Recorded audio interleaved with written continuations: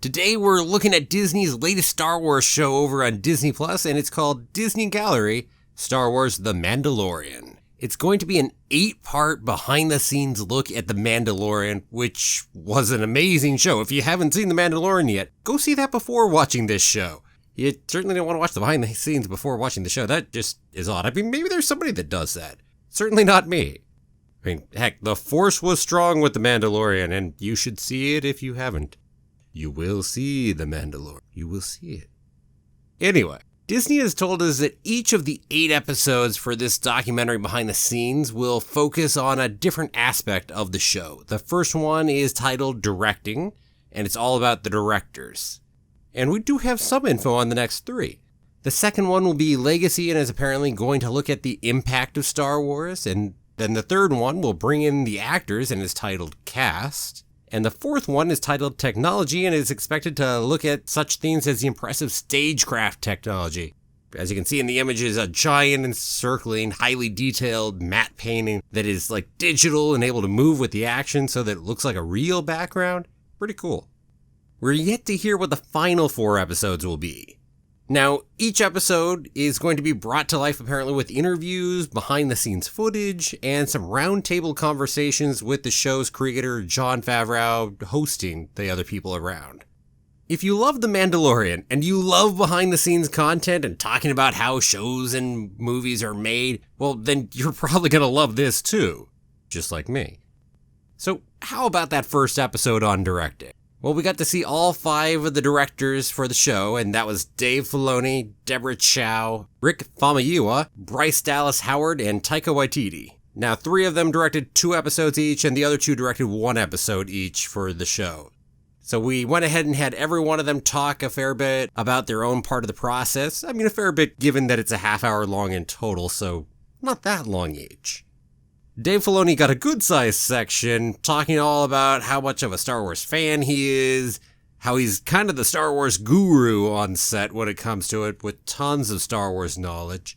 And also, he talked about his story about how he first came to work on Clone Wars, when he was back working on Avatar: The Last Airbender, and how he thought the whole thing was a whole big prank phone call, and he was reacting to the whole thing with attitude in his voice at the time because he thought, obviously, people were just pulling a prank on him because he's such a Star Wars fan at the time. And I mean, that was a great story. Go watch that if you haven't seen it yet. Definitely a fun one to hear. And heck, this is actually Dave Filoni's first time really working with live action, so that was interesting as well. We moved on to Deborah Chow and talked about how she's very pre-planned, very much makes use of every bit of her time, how she comes from a fantasy and sci-fi background in her directing, and how that's eventually moved her to bigger things, and eventually over here to Mandalorian too. When we talked about Rick Famuyiwa, we went ahead and saw that he's another Star Wars fan. He's clearly got a much more laid-back style in how he goes about his directing. And so he was interesting to look at, too. And then there was Bryce Dallas Howard, who, yes, the famous Howard last name right there, to be sure, and who I recognized from some of her acting, for that matter. Whether we're talking Jurassic World or, say, the Nosedive episode of Black Mirror. And she's a little more fresh to doing some of this directing. She's directed some shorts before this, but not a whole lot.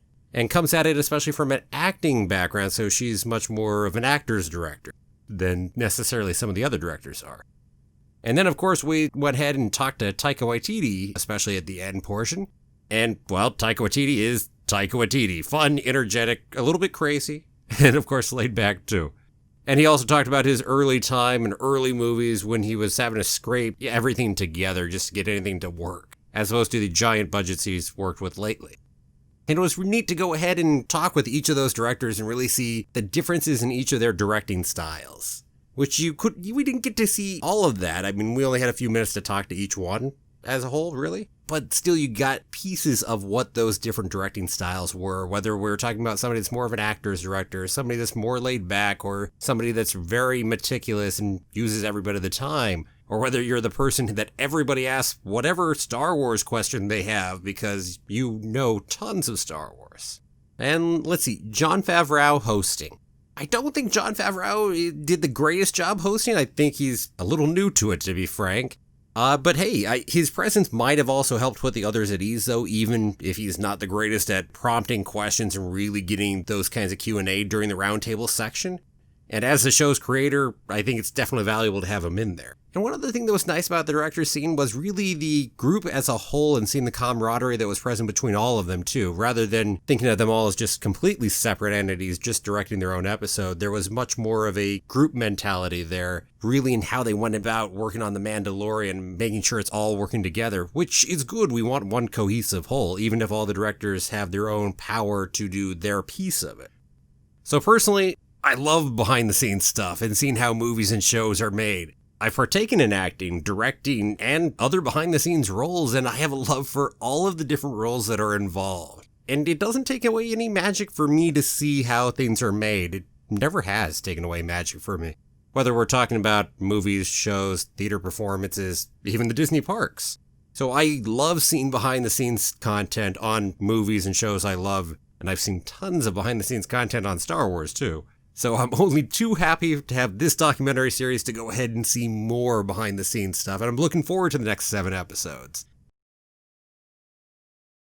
This one's called Legacy and talks about earlier Star Wars, how the people involved in Mandalorian were affected by it, and a little bit about how Mandalorian tries to carry on that legacy. I have to imagine this was a tricky episode for them to make, as there has been so much written and multiple special features and documentaries which already talk about the legacy of Star Wars. When that's the case, you have to figure out how to do it fresh, but not leave things out for people who might not have seen or read those other pieces. Seems like a messy tightrope to walk, and I think they pulled it off in this episode. So here they end up bringing back all the directors from the first episode. Oh, and by the way, if you haven't seen my video for that, you can click in the top right corner or down below in the description. They also brought in a new 6-person table with Jon Favreau hosting again. Then Dave Filoni was on his side, again. This time, by the way, noting that he's also an executive producer, not just a director. Then John Knoll from ILM, Han Hickel, the animation director, Richard Bluff, who's a visual effects supervisor, and Kathleen Kennedy, president of Lucasfilm, and also an executive producer on The Mandalorian. And then we also had a couple of the actors speak a little bit more this time around. So this all makes me say that the MDU is expanding, the Mandalorian Documentary Universe. Next time I imagine we'll get a table with Jon again hosting and 5 cast members around the table for the cast episode of Disney Gallery The Mandalorian. Okay, so here's what went down. First off, we got a little talking from Jon Favreau, talking about how they're really trying to draw from all over Star Wars as they're making Mandalorian, and how when they're doing that, it really helps make the show more authentic, and it helps drive enthusiasm amongst everybody working on it, and that just is infectious and just threads around everybody there. Really goes to the comment of how much the people involved love Star Wars. We moved on to talking more about the legacy. And the first bit of this, and it was also sprinkled throughout a little bit, was talking about how Star Wars first impacted some of the people that were involved in the show. For Jon Favreau, when he was 11 years old, that was when Star Wars first came out, and he was a high school usher by the time Return of the Jedi came out. And he talked about how his taste formed around Star Wars, even if he was already moving on to Mad Max and whatnot by the time Return of the Jedi came out. Or how about John Knoll over at ILM, who was 14 when Star Wars came out, and it essentially changed his career path. He decided that was definitely where he wanted to head, and he went there. Heck, I remember seeing him in some of the special features over for the prequels. So neat to have him back here on Mandalorian as well. Rick Famuyiwa talked about how he's always loved Star Wars, obsessed over it a lot. And one interesting comment he really made was about how being a galaxy, there was a place for everyone in it, and he felt there was a place for him in it too with his stories. And that really does seem to ring true. Even if the stories that are currently there don't necessarily match up, it always feels like there's room for more stories that might match up with you yourself.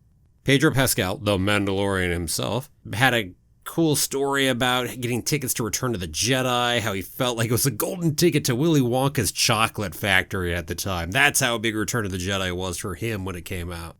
And then we also got to hear from Carl Weathers, too, who really started to go a bit deeper with it, talking about being a student of filmmaking, starting to really realize all the different levels of death that he hadn't seen before in Star Wars when he was younger. And I think anybody who's watching this probably understands exactly what he's talking about. I think we've all been there. Certainly I have. you continue to find more layers of depth, the philosophy that's sitting within Star Wars. It's a beautiful, beautiful saga of movies. And more than just movies, too, I should say. Let's see. One of the really cool stories in there was when John Knoll was talking about how every year George would come and address ILM. George Lucas would always get asked, so when will there be more Star Wars movies, or will there? And the answer was always, no, there won't be any more. No, there won't be any more. Then one year came, instead of a no, it was, maybe. And the rest, of course, is history. We know where that went. And Kathleen Kennedy had some interesting things to add to that, too. As remember, Kathleen Kennedy's been involved with Lucasfilm for quite some time now. And her comments were, of course, that he never stopped thinking about making more Star Wars movies. And really, one of the things that got to George Lucas, being that during the young indie time, he started to get a little antsy, as a whole lot of people who are creatives really do when they're not busy being as creative as they really would like to be. And also George Lucas's love for pushing forward technology, which nicely segues into the next section where we talked about really George Lucas being the master of invention. And certainly I've thought about this and commented on this numerous times, although not on this channel probably. But one of the impressive things Star Wars has done is how much it has pushed technology forward. We might get into this more in the technology episode of Mandalorian. We'll see. Probably that'll be more specific to Mandalorian if I had to guess. But Star Wars has pushed technology forward so much in the originals, in the prequels, etc., etc. Heck, a couple of the comments we got from within the show here were there were 126 patents already when Kathleen Kennedy joined Lucasfilm, all for new technology. Bear in mind, some of the biggest names, ILM, THX, all came from George Lucas as well. Heck, the first CG character, Edit Droid, which became Avid, motion control. And then we moved on and talked about modern mythology. And we talked a good bit about, things like Empire Strikes Back, the deep themes in there, the cave, Yoda's teachings. And Jon Favreau talked about how in our culture we teach truths to those who are coming of age, especially through movies. And so obviously Star Wars plays a big piece in that. And then we get to go talk a little about Dave Filoni before we get to his big impressive end piece. Earlier in the episode where he talked about how he thinks people don't give George enough credit for creating Star Wars. Yes, we know Star Wars was from George Lucas, but even then we don't give him enough credit. And Dave Filoni says along the lines of, I like to think I do. Of course, I've worked with him and seen it firsthand. And as people in the Star Wars universe, they need to tap into George Lucas in order to stay true to what that is. And to do what George would do. Which, by the way, he calls a way of constantly finding new ways to tell stories. Now, Dave Filoni, if there is a person to carry on the torch from George Lucas, if there's one person one's got to pick who could be a great overall force, kind of in the same way that you see Kevin Feige over in the MCU, aside from George Lucas himself, of course, then Dave Filoni would be the person. He lives and breathes Star Wars. It's in his bones. Heck, there was a little exchange in the directing episode, the first one, where Jon Favreau was making an Apocalypse Now reference to explain how a shot should work. And then Dave Filoni responds to him with an Empire Strikes Back reference that matches the same idea of the shot. It's the spot in Empire Strikes Back where 3PO gets shot. And Jon Favreau doesn't remember that scene. But Dave Filoni, of course, clearly does, and it is how his mind works. He is that far in, that big a fan of Star Wars. Well, this episode really highlights that. And if there's anyone to really talk a lot during an episode called Legacy within the Mandalorian documentary, it makes sense it's Dave Filoni. And he talks for 6.5 minutes. So about a quarter of the entire episode is Dave Filoni talking. And it's great. Trust me, if you tune in for nothing else, you still might be interested for this. So you'd go into 21.5 minutes in, and then Dave Filoni starts talking. They call the section A Hero's Journey. And he talks about the Duel of the Fates over in episode 1. And he talks about just how much significance that lightsaber duel has. How he thinks people often reduce it down just to being a really cool lightsaber duel fight. But yet, there is so much more to that fight. I mean, it is the fate of Anakin Skywalker. He goes deep into talking about Qui-Gon and talking about how Qui-Gon hasn't given up on actually caring and loving about others, while the Jedi have gone down and lost their way as they become detached and political. He talks about the failings of Obi-Wan as a mentor to Anakin, and why Anakin needed Qui-Gon and not Obi-Wan. And he goes on and talks about how Star Wars is ultimately about family, and moves on to talk about Return of the Jedi more intensely. Talk about how what saves Luke really is being selfless and the love for his father. And again, I can't do all of his speech justice without you listening to it. It just is that good. I'm going to go ahead and quote the last bit of what he says in there, just to give you a taste of what he says. It's all part of why it works and why we care. It's not about X-Wings. It's not about all those things we decorate Star Wars in. It's important. It's part of the genius of it. But we soulfully react. We don't just want an action movie. We want to feel uplifted. And Star Wars is an adventure that makes you feel good. It makes me feel like, wow, I want to be a part of that. So that's what I always go back to with Star Wars. This selfless act and this family dynamic, which is so important to George, so important to the foundation of Star Wars. That's in us.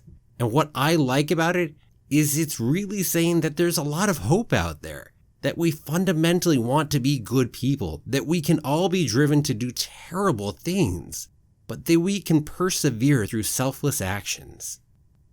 His speech is great, and the way it even affects everybody else in the room around the table impressed me. All the other directors and Jon Favreau who are just like hanging on every word Dave says, which frankly, so are probably most of us who are watching Dave Filoni talk about it. I'm so glad to have somebody like Dave Filoni involved in Star Wars. So what did I think about the episode as a whole? Well, it was good, definitely. Although I will say, ultimately, if it weren't for Dave Filoni's amazing final 6.5 minutes, I would have easily put the directing episode up as the better one of the two episodes. But listening to Dave Filoni speak was downright inspiring. Maybe we should have a new show. Dave Filoni Explains Star Wars. I'd watch that one. You better bet I would. I wonder how many other people would. Well, I hope the Force is with everyone today. It certainly was with this episode, which I think is the strongest overall episode of the season so far.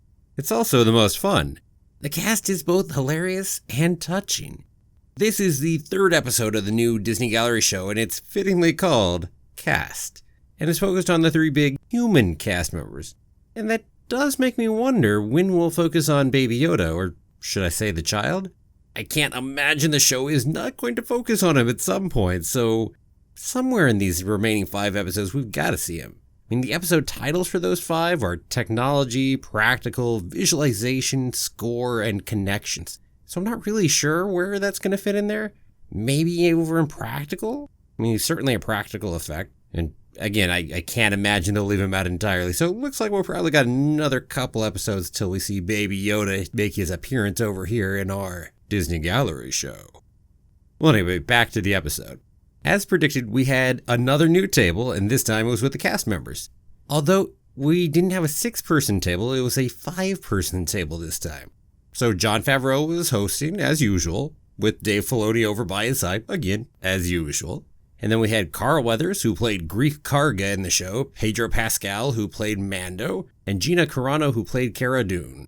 And I will say, I kind of wish that it had been a 6-person table because I was hoping to see Giancarlo Esposito at it as well. He's the one who played Moff Gideon, by the way. Although, if they had done that, they definitely would have needed a longer episode, as I wouldn't have wanted to take away any time from the other 3 cast members. The episode and its length worked really well as it was. Now that said, we did see some of the directors back from the first episode, although they weren't in it too much. And as for last week's table, we didn't see them at all in this episode. I'm sure we'll be seeing them some more later.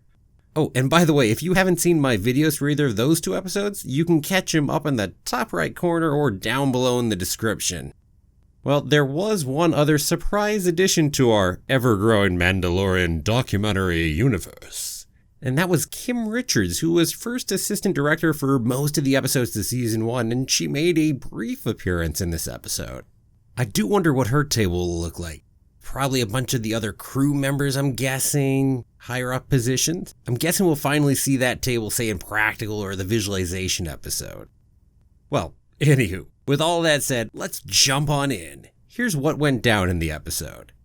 There were 4 main sections in the episode. First, we kind of had an overall section, and we were talking about the design of Mandalorian and the tricks that made for acting. Then we went over into Pedro Pascal, Gina Carano, and then Carl Weathers.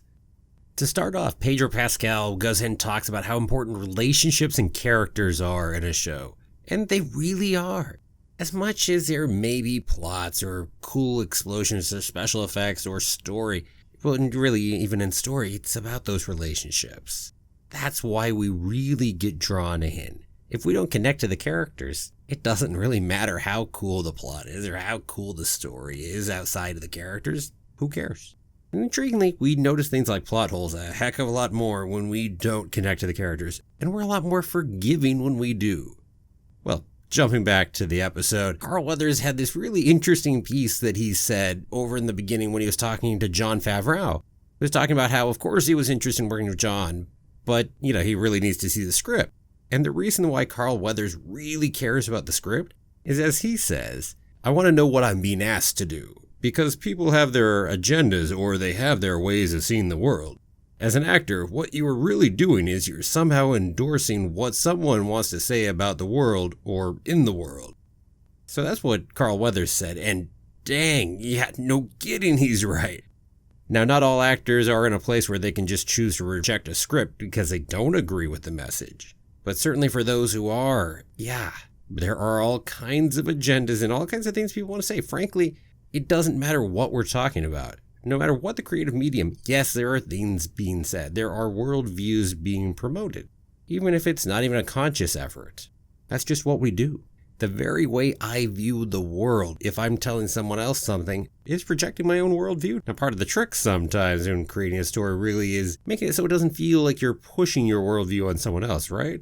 And we get that. And then we really started talking about the style of The Mandalorian, which, unsurprisingly, was noted as being inherited from George Lucas, who created the Mandalorian style in the first place when it came to Empire Strikes Back, and then later Return of the Jedi.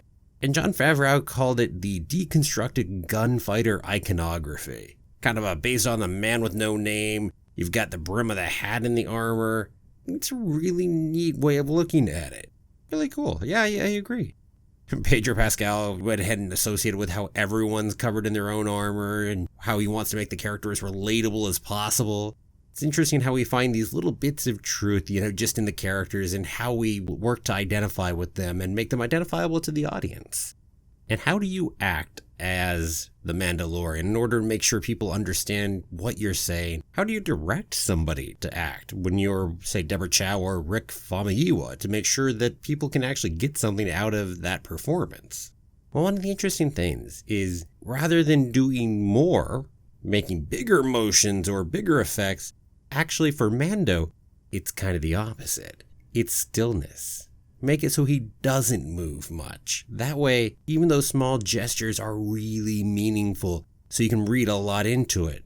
And also that stillness really plays into his character and who he is. So definitely nicely played. A very good job to the directors and, of course, to Pedro in terms of how that character is played. And that was all before we actually start talking about Pedro Pascal specifically, because the next section is that.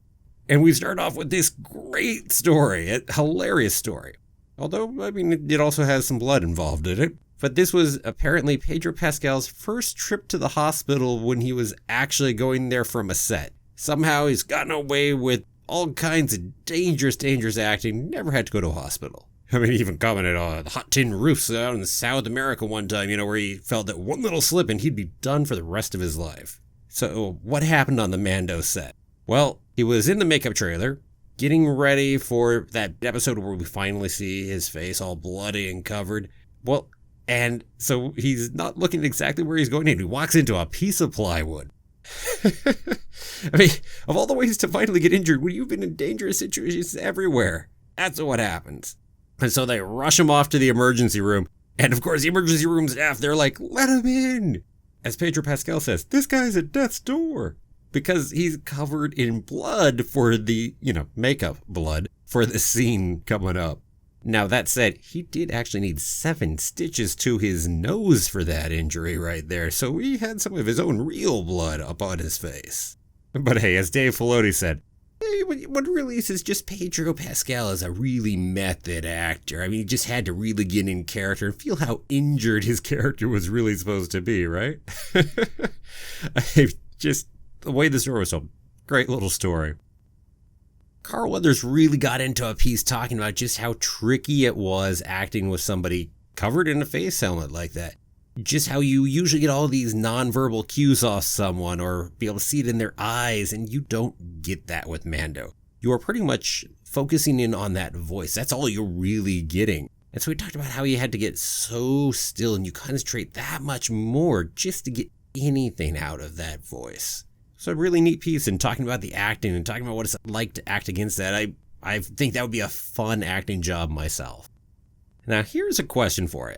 I didn't look into a whole lot of behind-the-scenes stuff on Mandalorian prior to this, so I'm not aware of much of that. Maybe some of you are?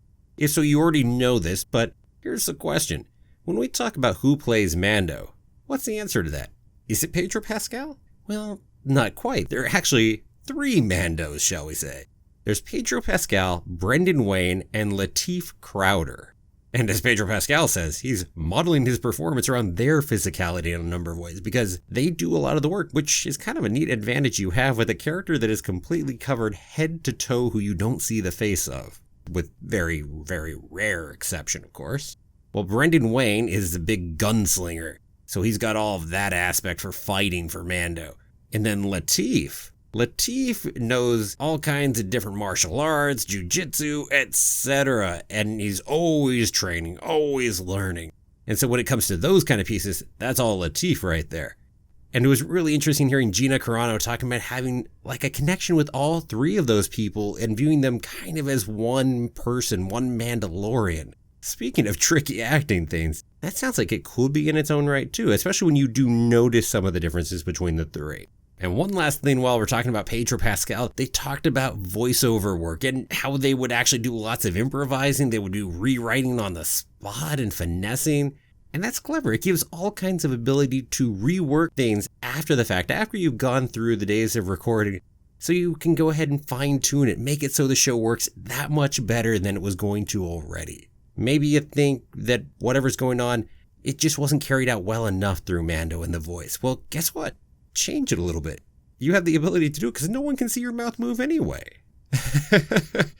Love it. I mean, it's obvious, but I didn't really think about just how much re-recording they might do over the voice. And apparently they do an impressive amount. And that was really like Pedro Pascal, Jon Favreau, and Dave Filoni just working together. And there's some great behind the scenes footage of the 3 of them working. Love the cleverness.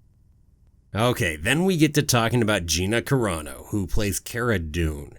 Now, we talked about a few different things. First, we started talking really about her initial casting, because she was cast quite interestingly. She didn't actually go through a whole audition process or anything else. No. Jon Favreau especially saw her work in like Haywire and Deadpool, Steven Soderbergh's work, and thought, well, she would be good for this part. And essentially, she got the phone call saying, hey, would you like to do that? And well, obviously she accepted.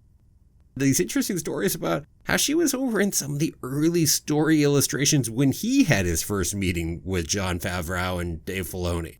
Apparently before she might have even been cast in the part, they were already starting to put her in the artwork because they were that sure on who the heck they wanted. And hey, even if Gina Carano doesn't feel like a regular actress or that she's ever going to be very Hollywood, well, certainly ain't gonna hear me complain. She did one hell of a job in this role. Loved every bit of it.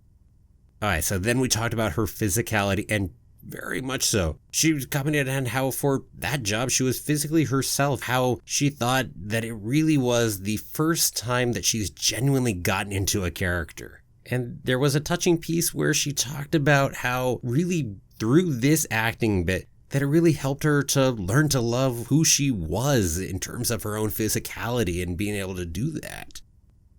Oh, and there was some neat talk about the scene where she has to pick up Mando and essentially just drag him over into that common house, and how it really made people realize just how strong she was. There was no stunt double for that or anything else. No. She just picked him up and dragged him, armor and all. Which also, by the way, is where Kim Richards, our first assistant director, got her quick little piece in there, talking about how she finds it awesome being a young woman in the industry, getting to see other women being portrayed on a really heroic, badass light. Definitely a great example.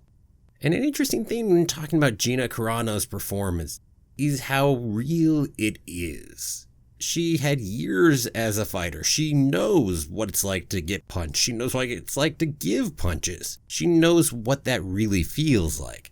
Therefore, she can act what it really feels like. That gives you that human vulnerability. Rather than trying to fake it all, you can actually draw on something that you really have within your own experience. And that's always the best acting, when you actually have something real to draw upon. And closing out her section, we had this really neat interchange between her and Carl Weathers. It was our way of transitioning over to his section. She was telling this whole story about how Jon Favreau told her and would help give her some pointers by telling her to watch Carl Weathers. Because guess what? He's a superstar. Just watch what he's doing. And this story, as she kept going, talking about how his voice is so powerful and so beautiful, it just sounds like a song and everyone can hear it in the room. And we all looked around and thought to ourselves, that is a superstar. Really, you could tell everyone in the room agreed with her on that. And Carl Weathers' response, he's taken aback a little bit and takes it Carl Weathers-y, shall we say. Good Lord. Thank you, Gina. Man, it would be cool to act opposite Carl Weathers. Dang, that just would be fun. With that said, let's talk about Carl Weathers and Greef Karga, his character.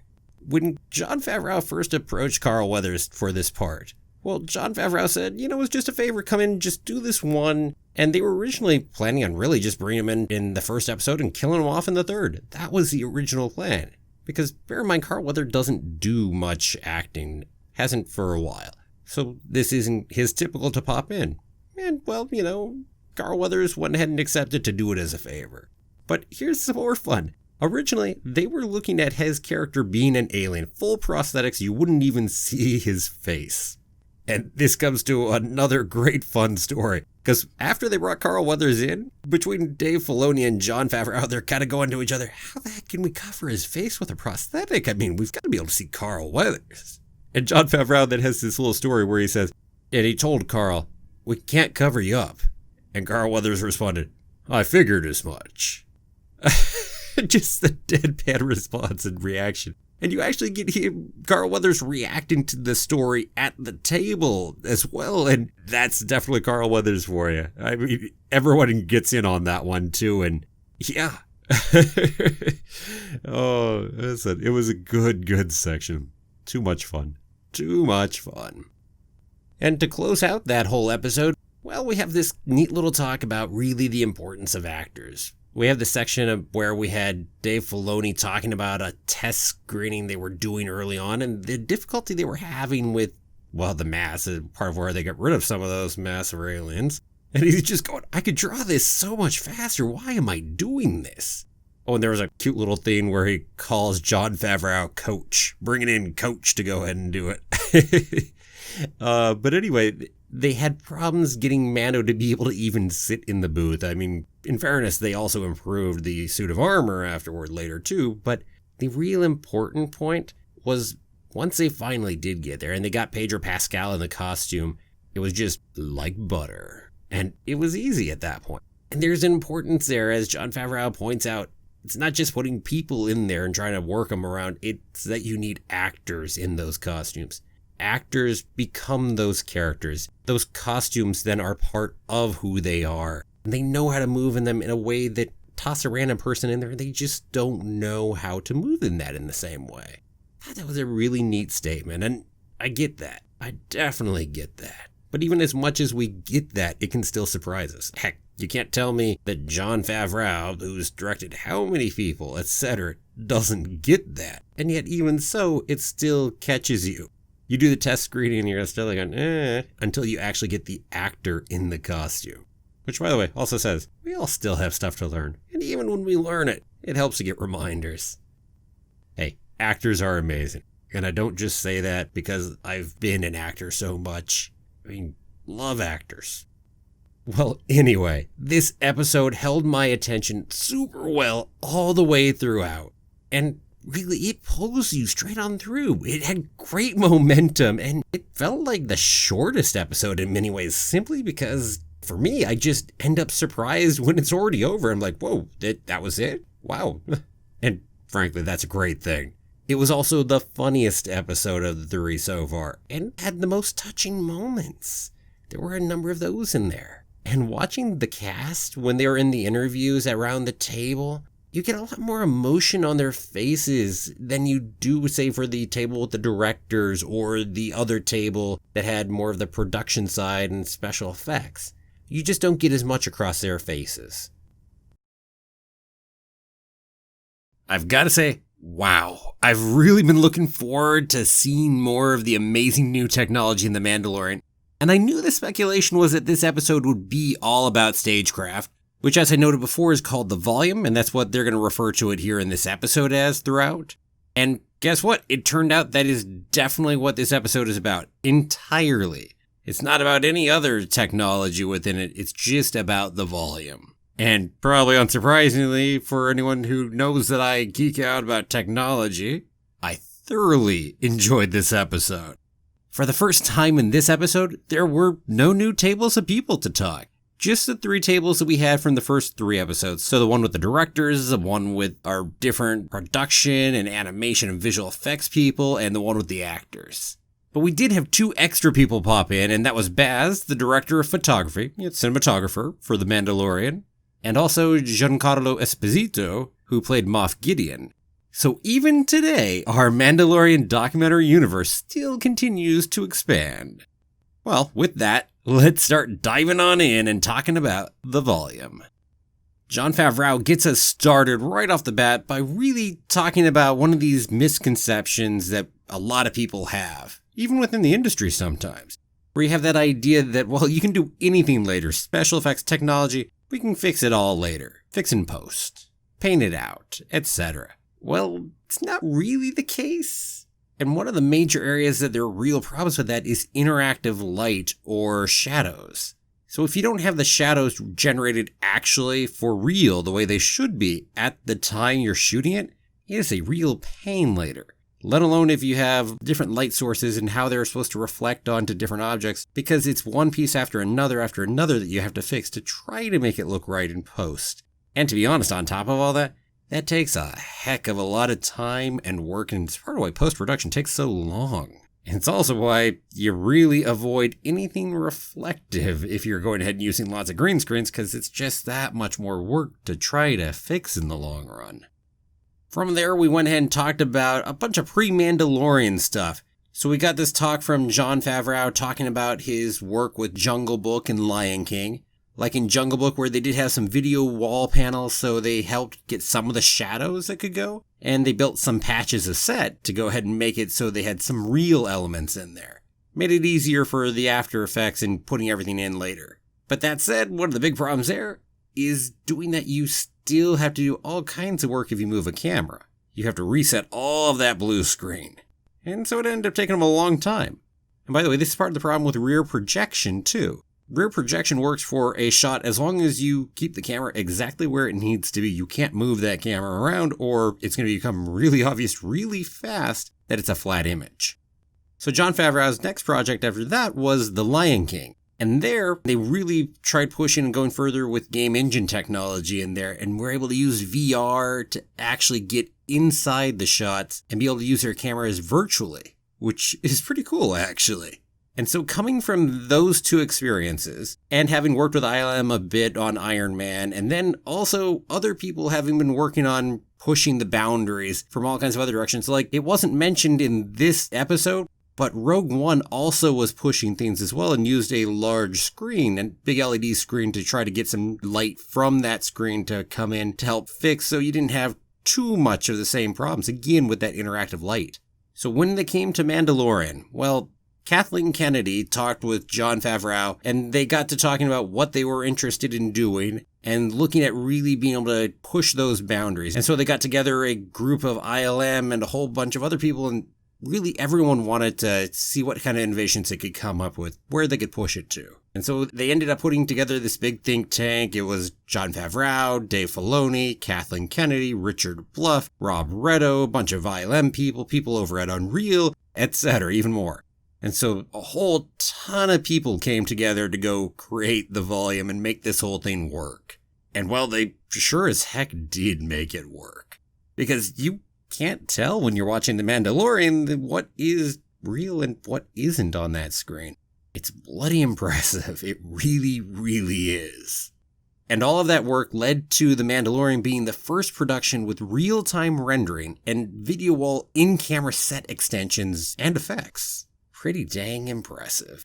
And not just in one little spot either, but all around, because the volume is a giant room of TV screens, and the ceiling also. It's a 75-foot diameter circle. It ends up using thousands of LED panels. And by the way, it's like 20 feet high, too. Now, that said, the ground is real in there. So there is some real elements, and also anything in front of those screens has to be real. So there are different set pieces that are certainly real and help merge the screen into the foreground that we get to see in front, and that the characters sometimes interact with, which is really cool. But can you tell where those differences are? Not necessarily. Certainly not from the camera's point of view. What makes this so special? What makes it work in a way that you couldn't just, hey, look, it's a screen with all kinds of stuff up there?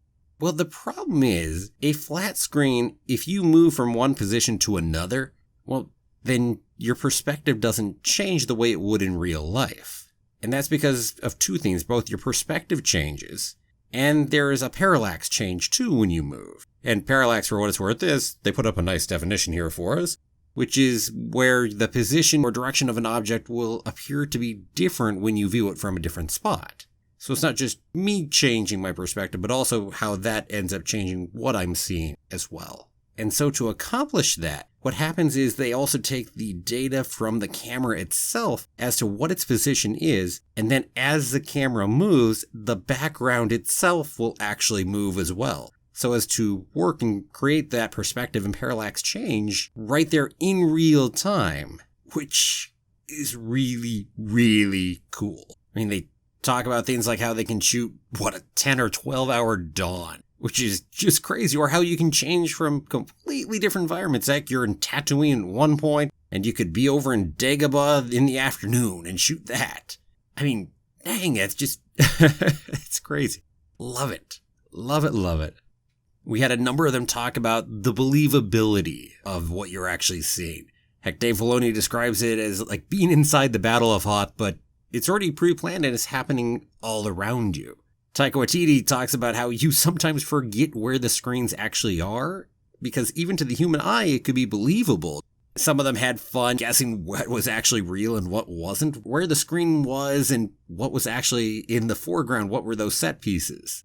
Or, hey, there were a couple fun stories in there. One of the fun stories came from Richard Bluff, who talked about how they always come to the volume to prep for the next day.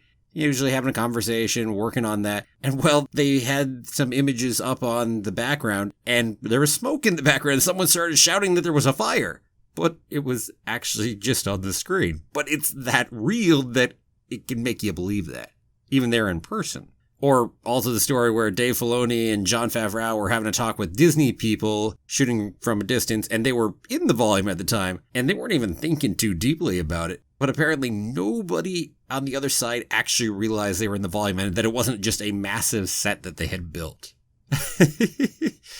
I mean, you see the images of it. Heck, you've seen the show. You know how real the dang thing can look. Just wow. And hey, all of this, think about the Mandalorian with that metal helmet that has so many reflective surfaces. I mean, that would be utterly insane to try doing against a blue or green screen. It's like, what a mess that would be. But here, they talk about how it's actually an advantage because they do have all those surfaces around. So now it's reflecting in that helmet and it actually makes everything feel more real because of that.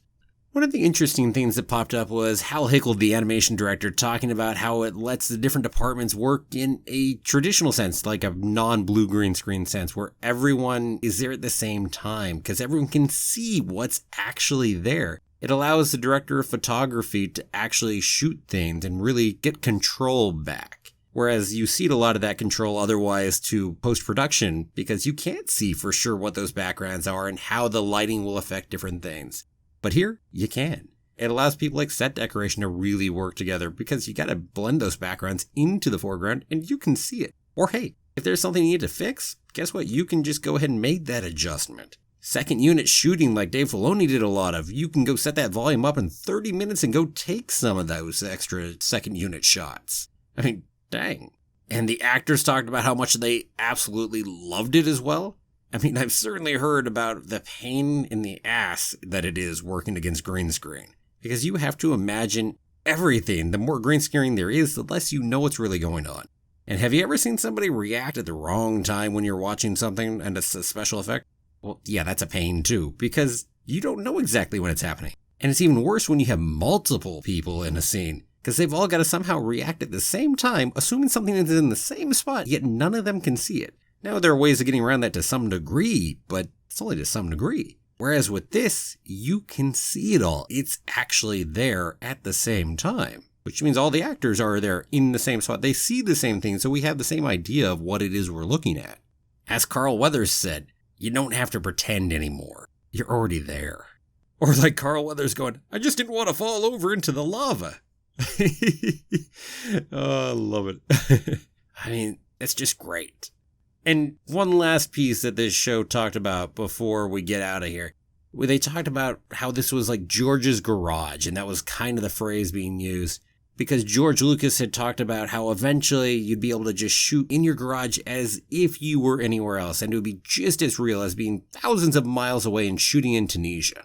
And Kathleen Kennedy talked about how George had been trying to build that down at the Skywalker Ranch and hadn't been able to get there, and how George Lucas is always like 10 years ahead, and this was something he had been working on and couldn't quite get to.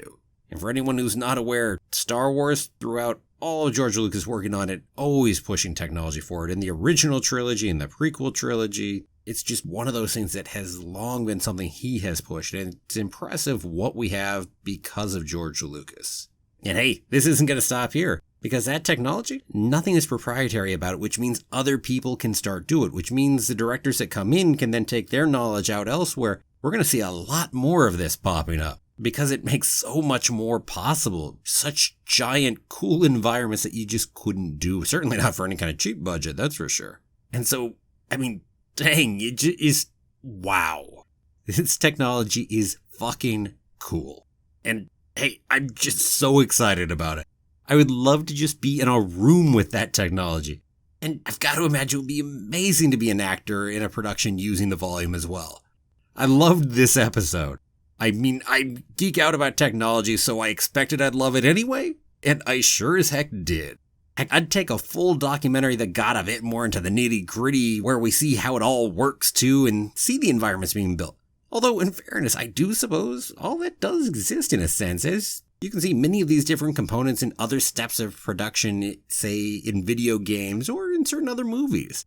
Because part of what was really cool here is how it was all combined and worked in a way that no one's seen before. That wasn't necessarily possible all that long ago, really. But now look at this. And on a TV show production too, this isn't a movie. So much lower budget, relatively speaking. And now look at that. We've got the air to rear projection. The camera's finally free to move and everyone can see what's actually happening right there where they're shooting. Just wow. Well, I could go on, but I think I'll stop. Did our Mandalorian documentary universe continue to expand this episode? Well, yes, it certainly did. In fact, we talked with 9 new people in this episode. Pretty big expansion. So we actually had a couple more actors in there. We had our props guy. We had a whole bunch of people from Legacy and a bunch of puppeteers. Whole bunch of new people here. No new tables though. Same 3 tables. I don't think we're ever adding another one of those tables to the mix. And well, heck, let's just jump straight on into the episode. Here's what went down. So we started off with Rick Famuyiwa really talking about what makes Star Wars in his opinion. And he really talks about how he feels it's the mix of everything. How, sure, it's got cutting edge technology, it's got a great mix of puppetry and animatronics, and, well, the volume here in The Mandalorian, and also great actors. But you mix all of that and you make sure that it's relatable at a human level to all of us.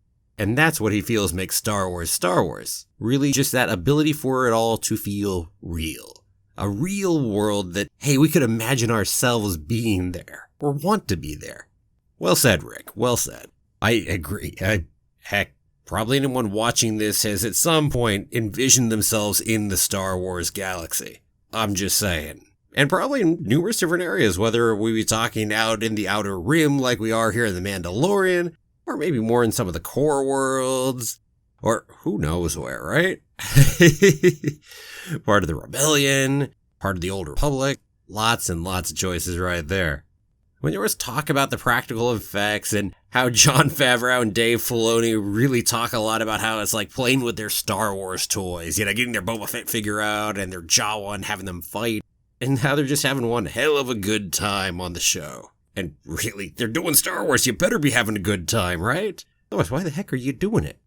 Oh, and I love Jon Favreau talking about making sure to get some of those more minor characters, the ones that are complete background, as he calls them, the D-listers, and really getting to see some stuff from their perspective, or getting to see them in this series here so we can expand upon them. Something I've always loved about the EU, and really just getting to see characters that might have been really small. Then we jumped into talking about the Ugnaught, and that was cool. So the Ugnaught is physically played by Misty Roses, it's voiced by Nick Nolte, and then there's also a puppeteer for the mouth and a puppeteer for the eyebrows, so it takes a lot of people to put that together. So we're not talking about CG here, we're not talking about just some animatronic by itself, or even just a prosthetic. No, it's an animatronic prosthetic up on there, so she's got to deal with all of those servos and everything else while trying to act. Whole load of fun right there. And heck, who the heck does not like Quill? Quill was awesome. And I gotta imagine the intriguing trick it is as a director directing someone like Quill, where the lines have already been recorded, there's a few different versions of it. You've got Misty over in the outfit, having to move around, but then you've also got the two puppeteers. But back to, like is commented here and on other ones where puppets are used too, it's like directing a normal character, so it's different and yet similar at the same time. That's what we heard from our directors here too. And like directing any actor, it changes depending on the actors, right? Okay, but here's what we've all been waiting for, right? We're all been waiting to hear about Baby Yoda. And so we spent a good little bit of time talking about Baby Yoda, or as they referred to him throughout here, not as the child. Nope, they referred to him as Baby. So that was actually the common parlance for how Baby Yoda was referred to during the course of the show and the production. Bryce Dallas Howard really talked about how she was happy to have the practicals actually there in front of her. Really so you could have that thing to interact with.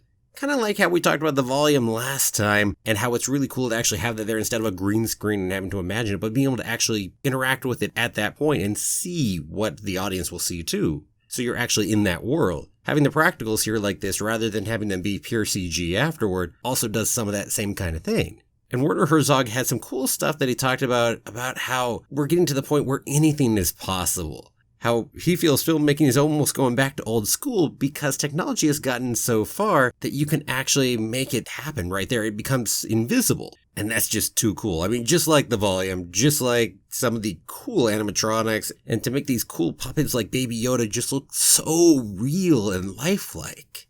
Even when you see the puppeteers in the same shot. He still looks so lifelike. And heck, he looks so lifelike that Deborah Chow even told us how Werner Herzog at one point seemed to have even forgotten that Baby Yoda was a puppet and was directing Baby Yoda as if he were a character. Oh, I love it. So good.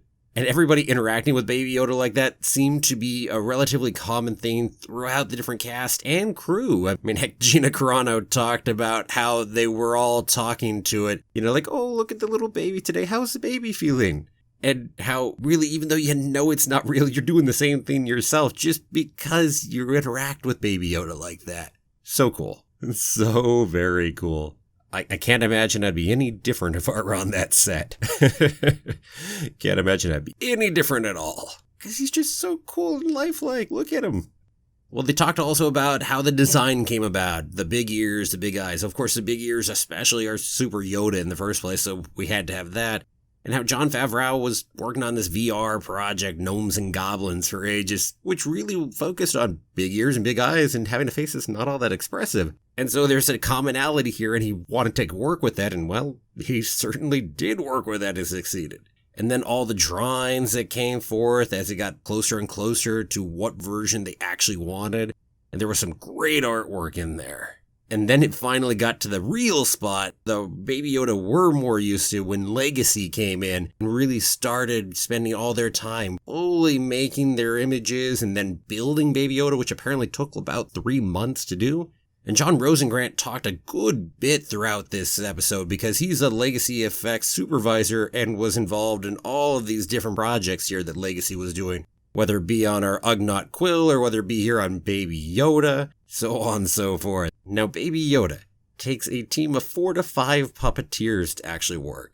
So you got Jason Matthews doing the eyes. You got Hiroshi Kan Ikuchi doing the ears and mouth. You got Mike Manzel doing the arm movements, doing the walking sequences, and some other gross body movement. And then you've got Trevor Hensley doing the rest of the gross body movements and also the head. And then the fifth potential was Tamara Carlson Woodard, who rotated in as she was needed, and, well, hey, she also made the costume. It takes all of them working in concert to get Baby Yoda to go. And whew, there's some trickiness. All of those controllers having to go ahead and pull together. And man, they did one heck of a job. Very, very well done. And I feel like this documentary was probably shot before The Mandalorian started going live back in November. Just from how some people are talking. Not sure. But especially some of the talk about how Pedro Pascal was saying, hey, we're all going to be doing second fiddle to this little guy. That's how cool he is. Well, he was certainly right about that. Baby Yoda stole the show right there. Heck, he stole the show so much that he was a super sold-out toy for Christmas and was, months and months and months until people could actually go ahead and get a hold of their Baby Yoda toys. Yep. Okay, onward from Baby Yoda. Let's talk about a few others here that happened. We have IG-11 was talked about a little bit, and some interesting stuff that happened on IG-11. So, yes, certainly inspired by IG-88, another in the IG line right there. Now, one of the intriguing things is Richard Bluff talked a lot about how IG-11, the way he came about as an actual physical, practical puppet, was actually essentially a happy accident of the show. So they had just gone ahead and built this stand-in for lighting reference, but they'd put enough work into that stand-in that it was able to be wheeled around. You could actually use it for close-up shots on the head, and the way it was rickety and the way it moved actually inspired the CG as well because of just those styles of movements, the sharp, awkward movements. And heck, the practical actually got used in a lot of medium shots and close-ups, intriguingly enough, just because it was built so nicely that they loved it. So pretty cool right there. Pretty cool. So even when you think you're going all the way CG on something, or mostly CG, sometimes those maquettes go ahead and throw you for a loop right there. And then we moved on and we talked about the blurgs very briefly because we had some stop motion blurgs in there. And, well, they've certainly worked. And apparently they brought Tony McVeigh in to go ahead and do those stop motion blurgs. The same guy who way back made Salacious Crumb. And he made Salacious Crumb and remade him here for The Mandalorian. As well as another Kowakian monkey lizard who was, well, being roasted to be eaten. And that's definitely cool as well. Really cool to bring the Kowakian monkey lizards in here. And they talked about how you had this giant guy puppeteering Salacious Crumb up underneath that cage. We didn't get to see any good images of it, but, you know, it was still a nice little story. Just all the different puppets we had and other practicals. Oh, yeah. Good times. Good times. And we did get to go say hi to our props master, at least for a briefest of bits, so he could talk about the blasters and other weapons within The Mandalorian.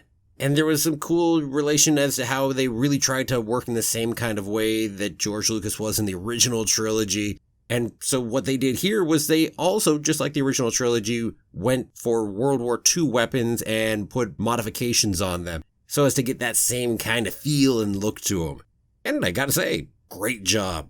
Now, the last section of this episode of Disney Gallery The Mandalorian was an interesting one. They called it Tales from the AV Club. And we really got to see the nerdy side, shall we say, of some of them. Jon Favreau talking about how kind of get in these conversations and get to see if other people are as nerdy as you are. And how he learned from Guillermo del Toro that, hey, if you build a miniature, you get to have it in your house. So apparently he did that over in Zathura, as well as liking the miniatures anyway.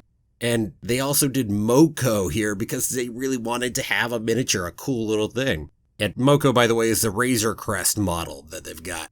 And because it wasn't actually budgeted for, they had this whole garage operation where they went ahead and built it. And even then, it was only going to be used originally for a lighting reference. Well, and then maybe for a shot. Then maybe a few. And apparently, in the end, it got used in 14 to 15 shots. I mean, dang, that was really cool looking. So now I have to ask, is it over in Jon Favreau's house? Probably not yet. Show's still going right now. We also had a whole bunch of talk about the history. Hal Hickles talking about how he went ahead and looked a lot about how the camera moved, why it did, making CG versions of stuff from the original trilogy, talking about how George Lucas went ahead and used Battle of Britain and Dam Busters for how ships move, and talking about really getting the star field in the background so you can track the background and, well, so you can really feel ships move, because otherwise against a straight black background, things don't feel like they move as much. And how they did that here in The Mandalorian as well. And then, as we certainly have sometimes done, Dave Filoni then brings it all home at the end of the episode. He talks about how one of the things that he really loved and one of the things he really wanted when he came to Lucasfilm was really the legacy and being involved in that, because you have all this firsthand knowledge that gets passed down from one person to another because all this technology was built by George Lucas and everyone involved way back in the original trilogy, and it's kept being worked on since. And so you have huge amounts of institutional knowledge and energy and enthusiasm, and you can actually contact some of those people and tap into that knowledge. And so it's that whole environment and culture, and this may not be the legacy episode, but we still certainly talk about legacy.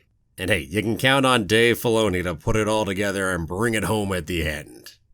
And so that was our 5th episode of Disney Gallery The Mandalorian. Now, frankly, for me, I could have spent an entire 30 minutes just looking at Baby Yoda and talking about Baby Yoda. Don't get me wrong, I would have put everything else that we had into another episode because I'm not going to lose that. That was really cool too. But dang, just like pretty much everything, I could dive deeper into it. I love diving behind the scenes and getting to talk with all the people who are involved in the production, getting to learn all these cool little details. Love it. And this was definitely a good episode. Now, this is the shortest episode by a ways. It was less than 20 minutes long, but still, definitely a good episode. Did our Mandalorian documentary universe continue to expand this episode? Well, for the first time, the answer is actually no. No new people this time. This time we heavily talked with the directors and also a little bit of our production table as well. And without more preamble, let's dive right on in. Here's what went down. So Jon Favreau opened up by really talking about how he looked at creating The Mandalorian, and how instead of going ahead and being influenced per se by Star Wars, he wanted to be influenced by the things that influenced Star Wars, i.e. Westerns and samurai films, and certainly still being consistent with Star Wars. Nice way of looking at it. Dave Filoni talked about how he and Jon Favreau went through a whole bunch of Westerns and samurai films, dissecting what makes them tick, etc., and really boning up on their knowledge right there, just so they would really be able to be in that right mind space. So what's the process of getting from nothing to getting ready to shoot? Well, there's kind of like this 5-step process. First off, there'd be brainstorming, so Jon Favreau and Dave Filoni would work together, they'd throw out their different ideas and work on the logic for the stories. Then the second step is Jon Favreau would go off, write them down into a script and come on back. Then we move on to the third step, which was storyboarding. And in that step, the directors and the producers would be busy involved and overseeing that process. And that's where especially Dave Lowery from the story department really got involved. And you get this cool first look with all these cool pencil drawings. And that takes us to the fourth step, where they iterated again and again. So they toss in some temporary dialogue and sound effects just to make it a little closer so you can really get an idea for what the episode would feel like. And then you put it together in a kind of a quick little video, slapdash it together and get an idea. And then keep changing and reiterating until you really get to where you want. And that takes us to the fifth step, which is previs. Now for The Mandalorian, previs was much, much bigger than it tends to be for a TV show. And that's because essentially every shot was a special effect because of the volume and that giant screen that's behind everything. Now, if you don't know about the volume, that was actually the 4th episode of Disney Gallery, and I've got a video on that too, so feel free to check that out if you don't know what I'm talking about there. So that's a quick overview of that process. Now, what's really neat about this?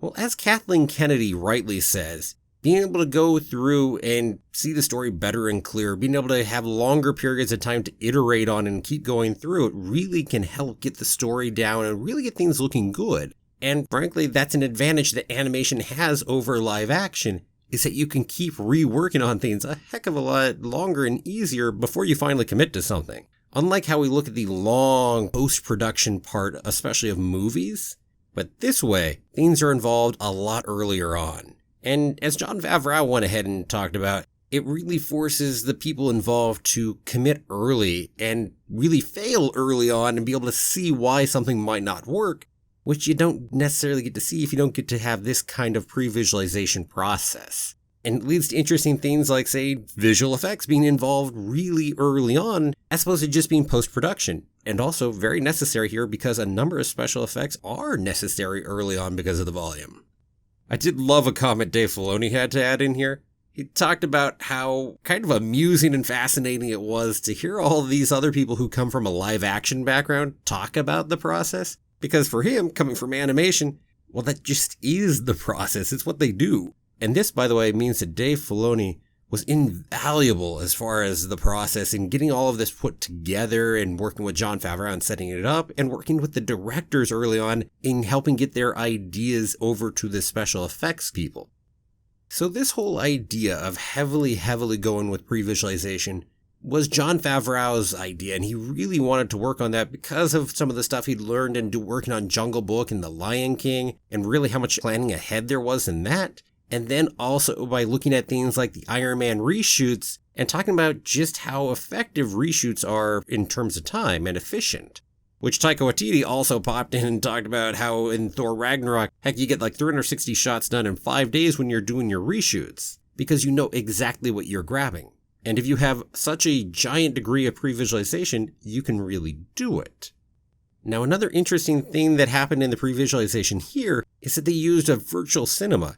This means that essentially the crew was able to use cameras within the virtual world and move them around like they were real cameras, but much more primitive visuals to be able to go ahead and get that idea early on without having to go out into the real world with the actors, etc.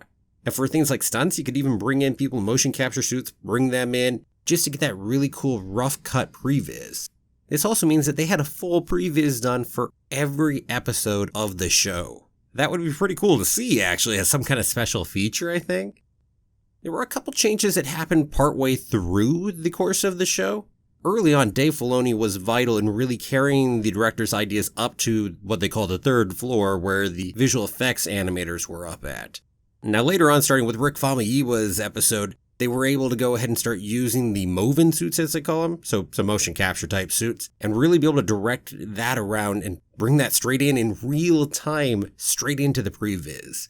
And from here on out, that's what they're doing for all of it, so really be able to make it that much more what the director's vision of the episode is going to be. Deborah Chow had some interesting comments talking about how, like, normally you get 8 to 9 days of prep when you're working on the TV shows and then you're shooting.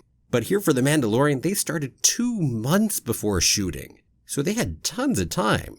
But that said, on the flip side, movies would often have 2 weeks to do the work of what was done in some of these episodes, whereas they work in a little over 3 days to do it here on The Mandalorian. So they really have to be in there and be in there quick, get the heck out. And the previs really helps make that possible. We've all seen The Mandalorian at this point, and wow, they really did one heck of a job with it. And that's most of what the episode was right there. A whole lot of talk, especially about that previs process, the final section of it. Now, this was the shortest episode. It was less than 20 minutes. If I were to go ahead and add to this episode to get it a little bit longer, more like the other ones, I would have definitely added more in that earlier part of the process. I would have loved to have talked a little more about that brainstorming process between Jon Favreau and Dave Filoni and really creating the different episodes, and maybe dive into one of them that they created. That could have been fun. Or maybe a little more on the storyboarding, and maybe we could have actually talked to Dave Lowery and had him in the episode as well. Some other things that I would have done to add a little more time there so we could have dived in a little deeper. But don't get me wrong, what we did get was definitely really good. Definitely enjoyed it. You know this question's coming, so did our Mandalorian documentary universe continue to expand this episode? As I certainly expected, we definitely added Ludwig Göransson this time. The surprising thing was that was it. In fact, this episode felt very unique compared to all of the other episodes of Disney Gallery. We focused purely on one subject for the 23 minutes of this episode. Just the score, nothing else. We didn't try to squeeze in sound effects or anything else into the episode.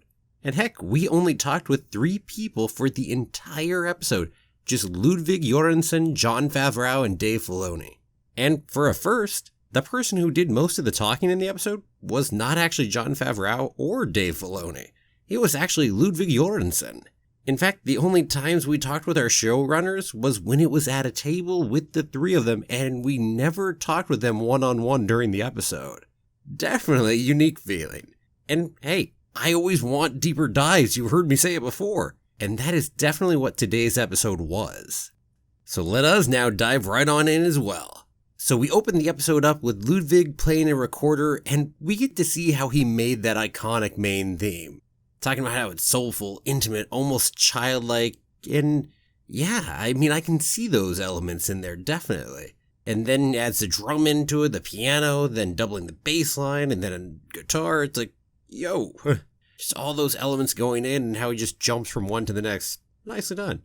By the way, bonus point to anybody who's not thinking about it. A recorder is a flute. It may look more like a woodwind or a clarinet just because of how it's held, but no, it is a flute. Just a bonus piece of trivia for you. So now we come over to the table. Good old table time. And Jon Favreau is talking about how Ryan Coogler always brings up Ludwig to him over the years. And apparently both Ludwig and Ryan started out making student films together while roommates over at USC. So there's an interesting history between the 2 of them in the first place. And other reasons that Jon Favreau really liked bringing in Ludwig for doing The Mandalorian was that he doesn't just do films, but he also does popular songs, such as the work he's done with Donald Glover, as Childish Gambino. And that really fit the idea that Jon Favreau and Dave Filoni had for The Mandalorian, where they're really looking for a Star Wars sound, but also like this dystopic twist to it, bringing in some Marconi and some Kurosawa film music, shall we say, into it. And so that's pretty neat. And I love Dave Filoni just bringing it back to George for a moment, where he comments that, guess what? He learned from George that Star Wars really does cover a lot of different sounds in music, because that was George's philosophy on the matter too. So in that sense, Mandalorian is just continuing George's legacy right there. And from the sounds of it, Ludwig really was given the ability to have free reign over the music and really experiment and go to town on it. And heck, look at the results. I mean, dang. He made our good old samurai gunslinger western show have one heck of a good set of music in it. I loved getting to hear a little bit of Ludwig's process as to how he approached all of this. How the first thing he did after he got the scripts was he just closed himself off in his studio for an entire month just with his instruments, no computers. And over the course of that time, he made 5 5-minute songs, brought them back over to the studio, showed Jon Favreau and Dave Filoni, and boom. That was it. Everyone definitely in agreement that that was the music for the show. We got to see so many of the different musical instruments that Ludwig uses in there. There was this really cool giant device with tons of buttons to mess around with and plugs to plug back in. And Ludwig really calls it kind of like a toy that just lets him kind of inspire himself from one sound to another, kind of like on a kindergarten playground in a sense to him, and made some really cool sounds out of that thing. And then we talked about these 3 major steps that the music went through. So first, it started off with something really different. Then there was this dystopian tech added to it, where it goes through filters and computers. And then for the third component, an orchestra was brought in. And Ludwig especially felt that was important to honor Star Wars. And, well, he loves the orchestra and what difference it makes to really have 80 people in that room. And then we certainly had the chance to talk about just how much everyone loves the music in Star Wars, just how iconic it is, and probably more than anything else, one of the things that we can all unify around and agree about is that the music in Star Wars and John Williams does one hell of a job. Ludwig went on to say how really working on the 8 episodes of season 1 was really almost like scoring 3 separate films, and tricky because they were all so different and kind of their own story and also on different planets, and but you've got to also make everything fit together. So there was kind of a new theme for each episode and also the Mandalorian theme to tie it all together. And I gotta say, definitely watching this show, I agree, definitely all fits together and yet all definitely felt unique and yeah, definitely really nicely done. And the music in this show is really important because you don't get to see Mando's face, so this brings that much more emotion to it. And also I have to say it's important because Star Wars always has had strong music. It's not just some distant background thing that you're not noticing. That's not Star Wars. Star Wars, the music is in your face and is telling you, hey, I am definitely going to affect you and take you on a trip. And frankly, that's John Williams right off the bat right there. And his legacy, I think, will always be existent in Star Wars. And what would an episode of Disney Gallery The Mandalorian be without Dave Filoni getting a couple good speeches in there really talking about the ethos of Star Wars? And he had 2 big ones in this one. I mean, first off, he had this big old speech talking about, well, how George Lucas really was creating all of this for the first time, but here at this point in time, we're not doing that anymore. Everyone already knows, say, what a stormtrooper is, or what a Wookiee is, or etc., which is both good and bad. And that makes one of the important things for them to not put too much of a grandiose importance on things, to make sure to keep some of that funness and lightness within the show and within the movies. Because you don't want to cherish it too much, because then you hold it too tight and turn it into something it's not meant to be. And he made sure to make the reference as to how the same is true of the music if you just stuck to what was done before, rather than letting it breathe and have its own room to grow. And how really all of this is a very fine line of making sure to take the chances and do something different and yet really honor what's still there. And I mean, dang if Dave Filoni doesn't understand that better than most anyone else within the Star Wars universe. It's impressive how much he gets that balance right there. And then Dave Filoni's other speech, what's shorter, was one to close out the episode and just talking about how Star Wars is super generational. We've got our original trilogy generation, the expanded universe generation, the prequel people, Clone Wars people, etc., and how they all love similar but different things about Star Wars. And really just making the comment that, hey, this music too, to a generation of people will also be powerful and really mean a lot to them. But for the very last note, we end with Ludwig over on the piano with the main theme, which is a nice touch. I mean, this really was a great episode, and I definitely recommend watching it if you can, because there's so much to gain from being able to actually hear the episode as we're talking about the music. The episode also focuses on a number of the different specific pieces of music throughout the episode. And so yes, if you couldn't tell, I definitely love this episode of Disney Gallery The Mandalorian. I love getting to dive a little bit deeper into the subject. Now next time, for Season 2, give me a 20-episode Disney Gallery The Mandalorian with 20 different deep dives, right? Okay, they're probably not going to go do that. No, I think the show's done a great job, even if I love my deep dives. I mean, yeah, gotta go ahead and try to cover so much in so little time, and they've done a really good job of balancing things out. Which, whew, for the people working on making the documentary, that is a tricky task. So, how about this episode? Well, it was the longest of the episodes of Disney Gallery and was actually twice as long as the shortest episode. And we're talking in this one all about how the show makes connections to different parts of the Star Wars galaxy and highlighting those connections. Now, for one last time, I ask, did our Mandalorian documentary universe continue to expand this episode? Yup, we did indeed have some new people as we talked to Andrew L. Jones, the production designer, and some members of the 501st. Other than that, though, no one new, but we did talk to a bunch of the people we have already seen. And with all of that said, let's jump right on in. So here's what went down. First off, we were talking about how we're drawing from all over Star Wars. So this episode showed all kinds of those connections, like the Incinerator Troopers from Force Unleashed, or the E-Web cannons from Empire Strikes Back, or the Death Troopers, which we saw in the movies in Rogue One. And I love how Dave Filoni described his and Jon Favreau's philosophy on it. It was that our older brother took away all the cool toys, and then we got left with Ugnaughts and Jawas and other peg warmers, but somehow we got a Boba Fett figure and then we painted him silver and made him cooler, because sometimes you make it your own. So that's how they really went around and got all of these more obscure figures, as far as the movies are concerned anyway, and really built up in the show of The Mandalorian these cool new characters. Well, not new, but newish as far as the movies are concerned anyway. Alright, let's talk about some of those. And it's props too, by the way, I should note. So first off, we're talking about Jon Favreau's ice cream maker, which there was this big story, because this is actually the Camtono, which the Beskar is carried in The Mandalorian. And Jon Favreau just really got a kick out of putting this one in there. Now, you may know, but in the background of Empire Strikes Back over in Cloud City, there's a character that's gotten named Wilro Hood, and he's running in the background, and he's actually carrying an ice cream maker, visibly that if you're looking at it. But so far in the background that you don't think anyone's going to see it. And so this has become a big thing in fans. Heck, we've even gotten an action figure since, and Star Wars Celebration. There are definitely people who dress up and do that as part of the running in there. Pretty cool.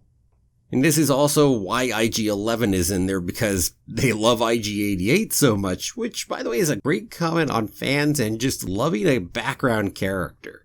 Being that, hell, most of the bounty hunters are just background characters in Empire Strikes Back.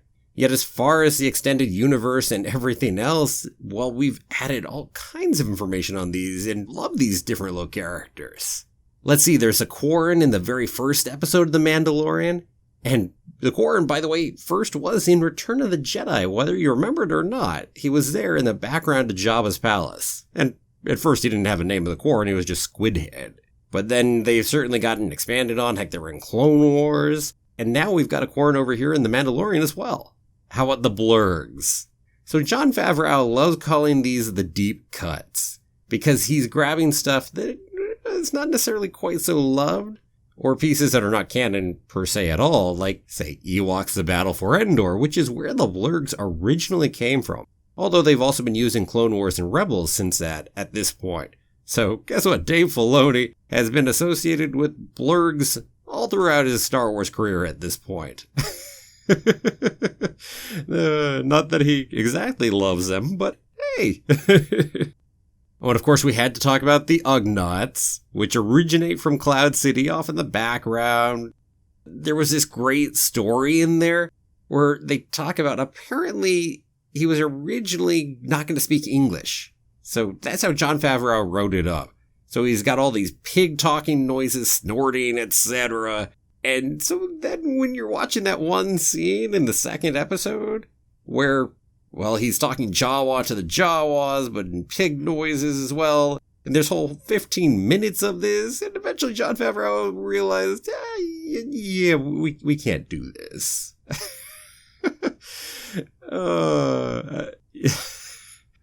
Yeah, might have been a bridge too far right there. I love everyone's reactions, though, as he's telling the story. It's like, whew. And that's true throughout this episode, especially. I mean, the reactions, everyone getting such a kick out of some of these great stories. Some of the other cool characters, we have a Deveronian. We have some Trandoshans. We've got Tusken Raiders in this episode. Oh, how about the ATST in the third episode? Well, John Knoll went all through the history on that, and as Jon Favreau said, went deep nerd on it. Now, no, there are no ATSTs in Empire Strikes Back. That's a chicken walker. Because it was just kind of thrown in there extra, and George Lucas loved it so much that it really got upgraded into that full version we know in Return of the Jedi as a full ATST. Oh, and Han Hickel also talked to us all about how you go ahead and animate both those blurgs and the ATST. Just because you gotta really get that rickety movement of how they work. Because they were stop motion originally, and you don't want to lose that because then they don't feel like the original. And it's really nice to see that attention to detail and the attention to where they came from. Now this next one, I really get a kick from. So this is Mando's gun, the Ambin Phase Pulse Blaster. Now this actually originally comes from the holiday special, so you want to talk about a deep cut right there. Yeah, I mean, heck, this is where Boba Fett's going and using it to tame a dinosaur. Less said, the better, right? But what's really good is when George Lucas was visiting the set, Jon Favreau was over talking to him going, hey, did you see the gun that we had? Do you know that was an homage to, that's canon, right? Because you wrote it? And George Lucas is like, not really.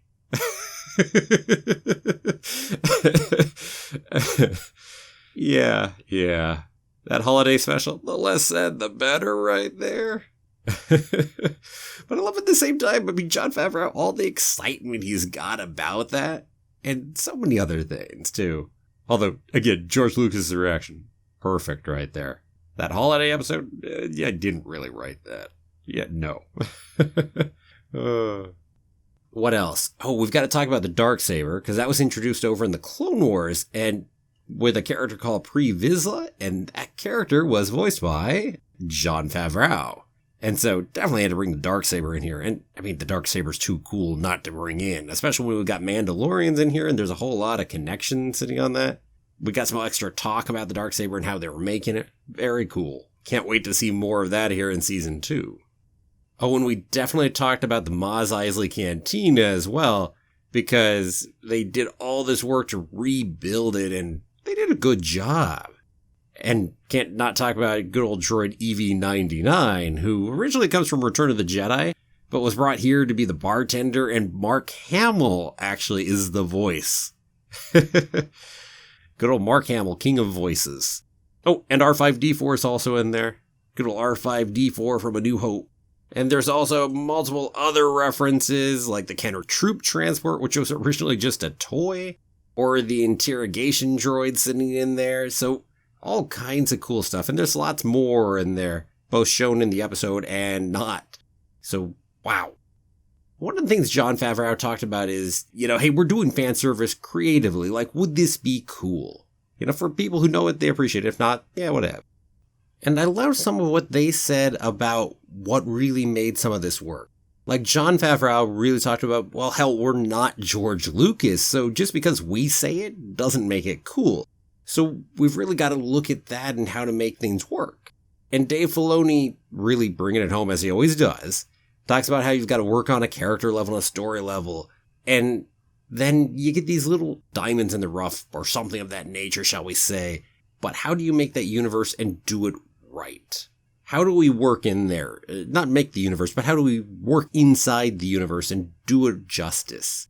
Dave Filoni's quote here, and I love it, was, to me, it's just using the universe that was created. It's not taking it in a different direction. It's not just throwing a term in there for the sake of winking and saying, hey, see, I get it.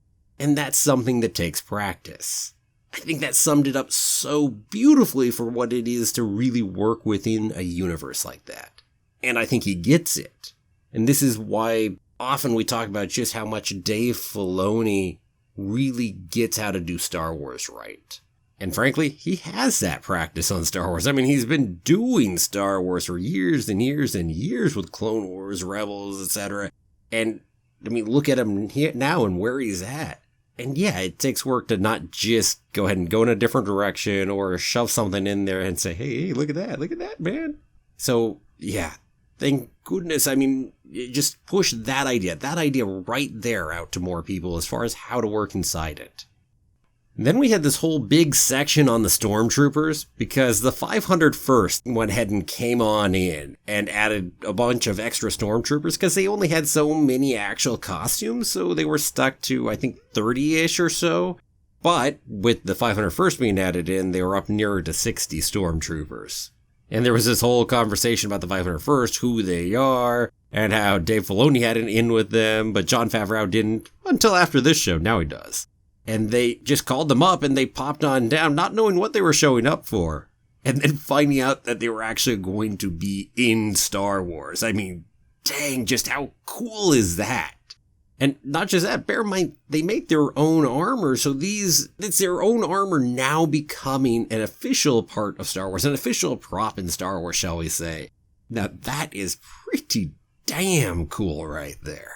Can't imagine being that lucky to have been there for that day to pop into Star Wars like that. God, that's cool. That is so cool. And we talked about X-Wing pilots, because we've got a number of X-Wing pilots in amongst our people involved in The Mandalorian here.